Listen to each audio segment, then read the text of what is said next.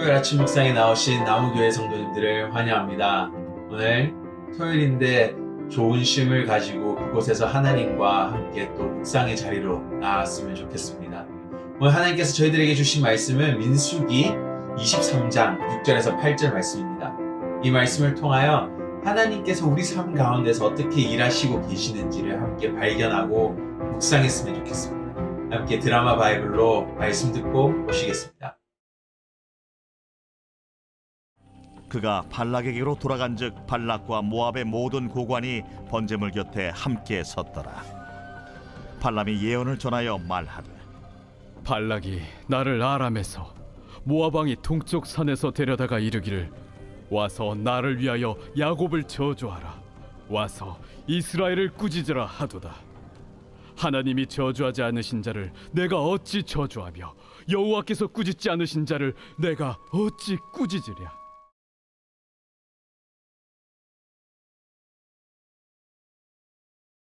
오늘 본문 23장 이 말씀은 아마 민수기에서도 가장 익숙한 말씀 중에 하나일 거라고 생각이 듭니다. 발람과 발락 이야기입니다. 바로 이스라엘 백성들을 저주하려고 했던 그 모압의 왕과 한 이방 제사장의 이야기를 담고 있는 이야기입니다. 이 이야기는 22장에서부터 24장까지 나타나고 있습니다. 오늘 이 본문 23장에서는 하나님께서 어떻게 이 이스라엘 백성들을 위해서 일하시고 계시는지를 나타내고 있습니다. 오늘 본문의 시작은 22장에서 시작합니다. 드디어 이스라엘 백성은 요단강 동쪽 이 모압 평지에 도착하게 됩니다. 그리고 바로 여리고 건너편이죠. 그래서 그들은 그 땅에서 바로 하나님께서 주신 그 약속의 땅을 바라볼 수 있는 그곳에 지금 서 있는 것입니다. 그리고 하나님께서는 모세에게 일러 그 모압 평지에서 진을 치도록 명하십니다. 동시에 그들이 진을 치고 모압 땅에 이제 잠시 멈추고 있을 가운데에 모압의 왕인 발락은 이스라엘 백성이 아모리 백성을 패배시키고 드디어 자기 민족의 성 앞에 와 있는 것을 발견하고 두려움에 떨고 있습니다. 그래서 발람이라는 이방 제사장을 이렇게 고용하게 됩니다. 그리고 고용해서 이방 제사장에게 말하죠. 나를 위하여 이 모압 땅의 백성들을 위하여 이스라엘을 저주해 달라고 부탁합니다. 그리고 발람은 이스라엘을 향해서 7번 저주를 하려고 시도합니다. 하지만 저주하려고 할 때마다 하나님께서는 나타나셔서 7번의 저주를 모두 축복으로 바꾸시는 그 사건이 나타나는 것이 22장에서부터 24장까지 나타나고 있습니다. 이런 상황 가운데서 발람과 발락이 이런 계획을 꾸미고 있는 가운데서 오늘 이스라엘은 무엇을 하고 있었을까요? 모압 땅에서. 솔직히 성경은 이 이스라엘 백성들이 무엇을 하고 있는지에 대해서 설명을 자세하게 하고 있지는 않습니다.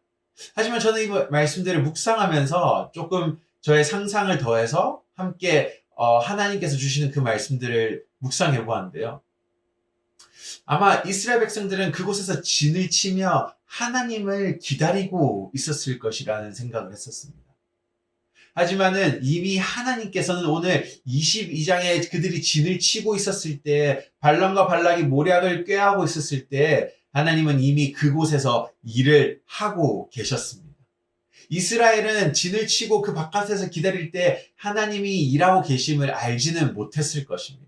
왜냐하면 오늘 저자는 22장에서부터 24장까지 이스라엘에 대한 이야기를 전혀 하지 않고 있는 것입니다. 하나님은 알지 못하게 이스라엘의 뒤에서 일하고 계셨습니다. 창세기로 가서 요셉의 이야기에서도 이런 하나님의 똑같은 일을 저희는 경험하고 볼 수 있습니다. 요셉이 노예로 팔려가죠. 요셉이 노예로 팔려가서 보디발의 집에 있고 또한 그 모든 가운데서 요셉이 고난을 당할 때 성경의 저자는 이렇게 말합니다. 여호와 하나님께서 그와 함께 하셨더라. 그를 축복하셨더라. 그를 위해서 일하셨더라. 하지만 그 당시에 요셉은 하나님이 그의 뒤에서 일을 하고 있음을 알지 못했습니다. 하지만 뒤에 가서 요셉이 그의 삶을 다 뒤돌아봤을 때 이런 고백을 합니다. 아, 하나님이 나를 위해서 일하고 계셨구나라는 고백을 합니다. 오늘 이스라엘도 모압 광야에서 잠잠히 기다리고 있었습니다. 진을 치고 그냥 그 자리에 서 있었습니다. 하지만은 하나님은 그 기다림 속에서 이스라엘이 알지 못하게 일하고 계셨던 분이셨던 겁니다. 하나님께서는 오늘도 우리 삶 가운데서 우리가 알지 못하는 그곳에서, 알지 못하는 그 시간과 상황 속에서 일하고 계시는 분이심을 저희는 오늘 이 본문을 통해서 알 수 있는 것입니다. 발락과 발람 이야기가 마치면서 25장으로 돌아갑니다. 25장을 딱 펴는 순간 모압 땅에서 이스라엘이 범하는 범죄, 하나님이 보시기 싫어하는 것들이 등장합니다. 모압의 기생들과 놀고 있었고 모압의 사람들의 신인 바알 신을 섬기는 모습이 나타나고 있습니다. 모압 땅에서 바로 하나님께서 주시는 그 약속의 땅이 보임에도 불구하고 그들은 오늘 세상의 유혹 속에 넘어지고 말았던 것입니다.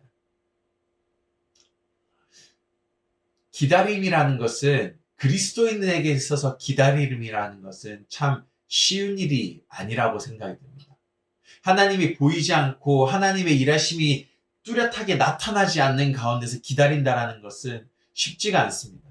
오늘 우리가 살아가는 그 삶 가운데서 세상이 크게 변하지 않고 세상 가운데서 하나님의 일하심이 나타나지 않을 때 저희 또한 좌로 우로 치우치며 오늘 25장에 나타나는 이스라엘 백성들처럼 넘어질 때가 존재합니다. 목사님께서 계속적으로 하나님의 나라가 다가오고 있고 하나님의 그 마지막 때를 기다리는 성도의 삶에 대해서 설교하고 설명하고 있습니다. 오늘 아마 이 민수기의 발람과 발락 이야기와 이스라엘에 넘어지는 이야기가 저희 삶 속에 적용된다라는 생각이 듭니다.